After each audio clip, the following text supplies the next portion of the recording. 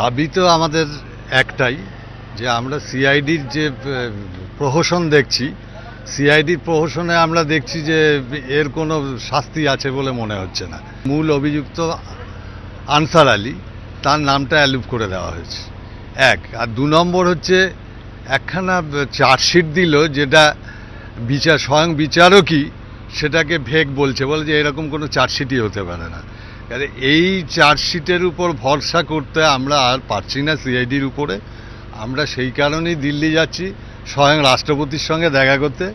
রাষ্ট্রপতিকে আমাদের একটাই আর্জি, মূল অভিযুক্ত অবশ্যই এর মধ্যে থাকবে এবং প্রত্যেকেরই আমরা দৃষ্টান্তমূলক শাস্তি চাই। ওদের বাবা মা এবং প্রত্যেক গ্রামবাসী যেটা চাইছে, আমিও সেটা চাইতেই দিল্লি যাচ্ছি রাষ্ট্রপতির সঙ্গে দেখা করতে। আমরা জনগণের সাথে আছি, জনগণের আন্দোলন করছি, কোনো প্ল্যাটফর্মেই আমরা নেই।